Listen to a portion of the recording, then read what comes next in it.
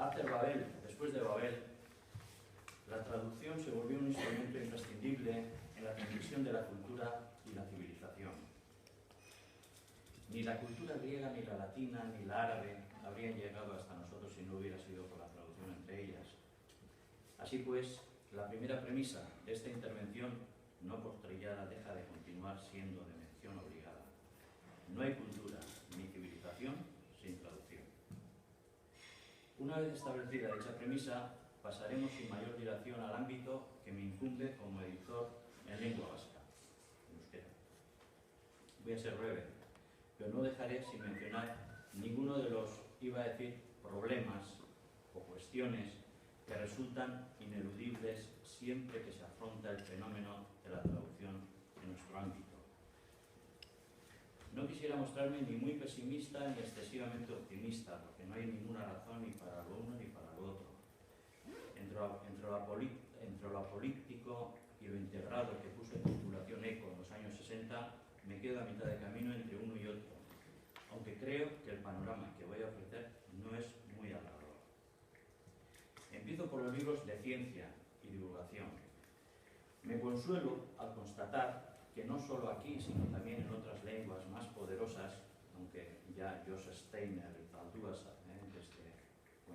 con Steiner y Zaldúa, sabemos que el euskera es ese idioma raro y poderoso, o de mayor implantación que la nuestra, refiero a lenguas con mayor implantación que la nuestra, me refiero en definitiva, cuando hablo de la lengua vasca, a una comunidad lingüística de unos 800.000 conocedores o usuarios. Los libros de ciencia circulan en gran medida en inglés, para todos, y en muchos casos, cada vez más, incluso online. Quiero decir que el inglés, como lengua franca de la ciencia, se ha hecho con el dominio de una producción ingente de artículos, libros y material científico que, tal es la magnitud y la velocidad de la producción, el acceso al conocimiento científico precisa del conocimiento del inglés. El número de libros traducidos en el campo científico al euskera no deja de ser simbólico. Unos pocos títulos de autores de ciencia de reconocido prestigio mundial debido a su carácter divulgativo. La Universidad del País Vasco y la colección SIO son los responsables de esta iniciativa. Pero quizá la pregunta clave es otra, a saber, ¿a cuánto espacio cognitivo de saber puede renunciar una lengua y seguir manteniendo la aspiración de ofrecer a sus usuarios lo mejor que se ha pensado y escrito? Esta es en principio la aspiración de cualquier lengua nacional que se precie. Sin embargo, hemos empezado ya a perder pie con la ciencia. ¿Qué ocurre en el mundo del euskera con el resto de las traducciones? Desde la filosofía, el ensayo de todo tipo, desde el pensamiento a los manuales de instrucción, autoayuda y la literatura, la traducción al euskera no cubre ni de lejos las necesidades de cualquier lector mínimamente informado y culto. Históricamente se ha traducido poco, porque con anterioridad al siglo XX nunca fue el euskera una lengua de cultura, puesto que las élites del país se cultivaron en latín, francés y español. Pero desde que los niños se escolarizan en dicha lengua y se cuenta con una universidad, el euskera debiera suministrar material para dar satisfacción a las necesidades de una sociedad industrial y moderna, que además pretende ser culta también en euskera. Ni quiero ni entraré a detallar los avatares históricos que jalonan la recuperación de una lengua olvidada por unos y maltratada por otros. Pero como decía, es muy insuficiente el número de títulos que se traducen al euskera, desde la filosofía a la literatura. Estamos pues con las humanidades, y en este campo resultan de obligada mención la filosofía y la literatura, sometidas en la actualidad a un proceso de adelgazamiento también en el bachillerato. Pues bien, más o menos a mediados de los años 90 se puso en marcha una iniciativa que tenía por objeto la traducción de 100 obras imprescindibles de la filosofía y el pensamiento universal. Es entonces cuando la metafísica de Aristóteles, el elogio de la locura de Erasmo, los ensayos de Montaigne o la rama dorada de Fraser dieron la luz en lengua vasca. Se trataba de una iniciativa que cuajó porque la UPV, la Universidad del País Vasco, y distintas entidades financieras llegaron a un acuerdo con el fin de sufragar los costes de la traducción. fueron un centenar los libros traducidos. Hoy por hoy la Universidad del País Vasco sigue apoyando la traducción de libros de ciencia y filosofía, la colección SIO, que mencionábamos arriba, o la colección Limes, dirigida a la traducción de algunos clásicos de la filosofía de los valores. En lo que se refiere a la colección Literatura Universal, que inició su andadura en 1990 bajo los auspicios del Departamento de Cultura del Gobierno Vasco, reúne hasta hoy más de 150 títulos de autores representativos de la literatura universal. Nos quedaría por certificar los títulos de literatura que las diferentes editoriales han ido reuniendo en sus catálogos, que no son muchos, a excepción de la editorial Higuera, especializada en novela policíaca y que cuenta en su catálogo con una buena nómina de autores americanos de novela negra. Y por último, mencionar la literatura infantil y juvenil, destinada por vocación a suministrar material de lectura a las escuelas. Si realizáramos una primera valoración cuantitativa de lo que se ha traducido, habría que concluir que a todas luces es poco si lo comparamos con lo que se traduce o tiene a mano cualquier lector en otras lenguas de nuestro entorno. A fin de cuentas, ¿qué son 200 o 300 libros en 20 años? Tendríamos que concluir que de ninguna manera las traducciones realizadas vienen a cubrir la demanda de lectura de cualquier lector culto en ninguna de las franjas de edad, ni la escolar y ni, por supuesto, la adulta. Estamos lejos de imaginar un escenario en el que fuera posible publicar en euskera novedades que salieran a la par de su publicación en castellano, cosa que en catalán, y ayer me comentaba Francisco, que también en gallego, se está haciendo, se ha venido haciendo con cierta frecuencia. Simbólicamente se ha hecho en alguna ocasión, me viene a la memoria la apuesta realizada por la editorial Rotanía a fin de que la traducción al euskera de la última novela de Paul Auster coincidiera con su publicación en castellano. Pero uno acaba rindiéndose a la fuerza de los hechos y cediendo frente a la demanda del mercado lector, que parece que no responde con la misma solicitud a lo que sería lo óptimo para las editoriales. No podemos ocultar que existe un cierto desafecto, general iba a decir, por parte del lector hacia la traducción. Es evidente entre el lector adulto. No es tan claro si miramos a un lector más joven que ha realizado sus estudios en euskera y todo debiera hacernos pensar que la traducción ha jugado un papel mediador y puramente instrumental en su formación como lector. Pero la realidad se muestra obstinada. Los datos desmienten las previsiones. Nuestra dependencia del castellano es muy grande y no solo en el caso del lector adulto, también los adolescentes dan el salto a los libros escritos traducidos al castellano y lo hacen con una naturalidad pasmosa. Hay voces que desaconsejan entrar a competir por los mismos libros traducidos al castellano y se propone priorizar la traducción de obras que no han sido traducidas al castellano o que han pasado desapercibidas para el mercado español.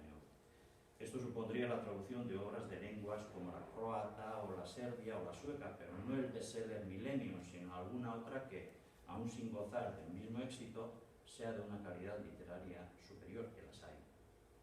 Pero, llegados a este punto, nos enfrentaríamos al problema de la visibilidad del bestseller, al que resulta difícil sustraerse, y como consecuencia, la invisibilidad del resto. En fin, el mercado y sus enormes fauces, un mercado que se mueve con soltura en las grandes lenguas, no en las pequeñas como la nuestra. Para hacernos una idea, sin el éxito mediático logrado en castellano, difícilmente vende una traducción en euskera. Y lo que vende nada tiene que ver con números que marean. Además, las traducciones son caras y muy rara vez se llega a recuperar lo invertido. Pues bien, estos son algunos de los dilemas con los que nos enfrentamos las editoriales en euskera en lo que se refiere a la traducción. Eskerrik asko.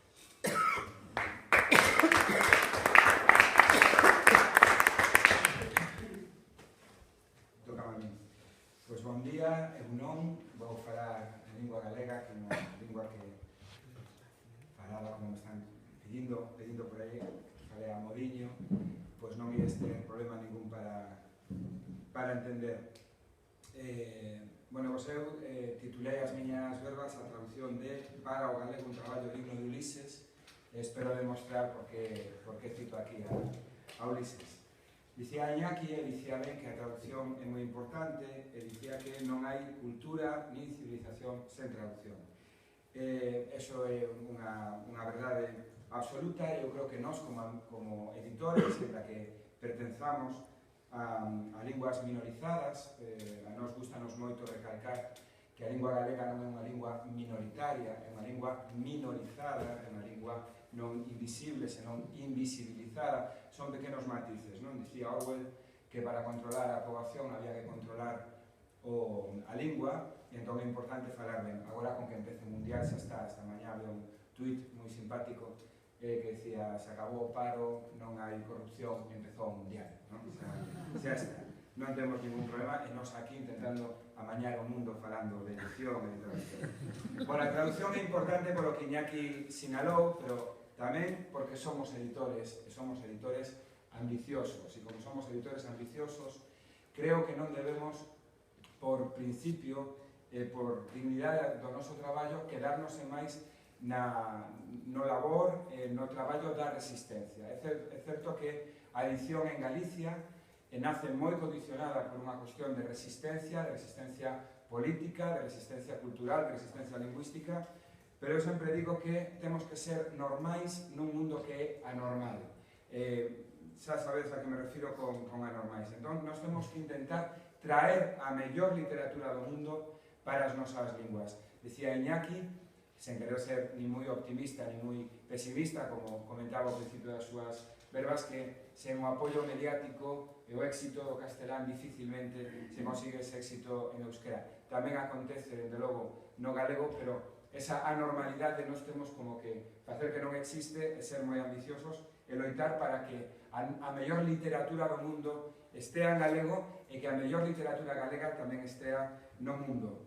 Porque unha nación, a pesar do que diga o noso presidente do goberno, sabes que é gallego, es gallego Sanjenjo, chamase Sanxenxo, pero el di Sanjenjo porque é máis, ten un problema na lingua, nunca mellor dito da lingua. Pois, este chiste foi sin querer, pois